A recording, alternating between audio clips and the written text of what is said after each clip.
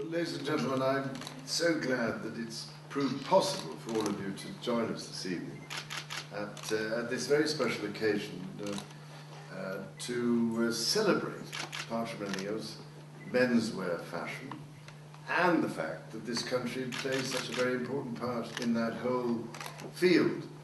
And I must say I'm enormously grateful to Dylan Jones for helping to put all this together. And as far as I can make out through GQ magazine, saying extraordinarily nice things about my efforts to wear the best of and I'm finding it very hard, ladies and gentlemen, to live with myself. I've discovered that somebody suggested I might even be an icon of fashion. Yes. It's taken 64 bleeding years. Anyway, I'm so grateful to those people who, I don't know why, they must be trying to get somewhere. Anyway, I'm very touched. Anyway, it's been such a pleasure to meet so many of them this evening. I'm sorry if I haven't got round everybody. But the great thing, I think, has been meeting so many people from overseas who have been drawn here by the fact that the reputation of the British tailoring and craftsmanship and design, the quality, the innovation, the creativity that we have here in this country is actually drawing so many people to realize just how special the offer is in this country. Because none of it would happen without all those people who've worked so hard for so long, not only to train people at all the colleges and the design schools and so on, but all those wonderful people who actually cut and make. And I have learned over the years on the tailoring side that the cutter is a terribly important part of the whole process. If you don't get the right cutter, it starts to fall apart, literally. And so, you must forgive me, this is literally an off-the-cuff speech. In mind, I can give them long enough. Now I know why, because presumably people used to write endless notes on the pieces. But, so we owe a huge debt of gratitude to all those unbelievably skilled people who ensure that there is real quality out there. And one of the great things I've also found is that more people, particularly in the Far East, really seem to appreciate the best of traditional British products. Not just, of course, in the fashion sector, but in so many other areas.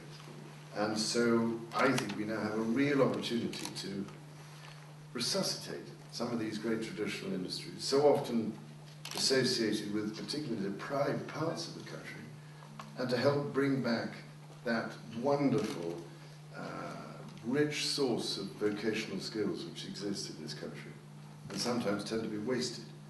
So, ladies and gentlemen, I just wanted to pay a special tribute to so many of you here this evening who have helped to ensure that this country is there in terms of the best of tailoring, the best of innovation, and the best quality of craftsmanship, particularly in terms of British menswear design as far as this evening is concerned. And as you may have noticed, I've tried my best in my own very small way to uphold that tradition and do my best to wear the best of the British. And so the great thing, as I said in the article in GQ magazine, that I seem to lurch from being either the best dressed man to the worst dressed man. I don't know why, but presumably it sells publications.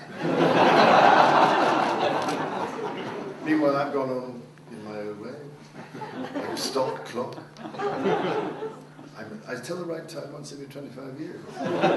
So I seem to come round, that's the great thing. But nevertheless, I owe a huge amount to those remarkable tailors at Savile Row and elsewhere who have done their best to deal with my impossible measurements. And so I must say I'm so proud to be able to at least pay them a tribute this evening. It's also particularly encouraging to see so much creative young talent in this industry who help to build businesses and to keep those traditions that matter alive and renewed.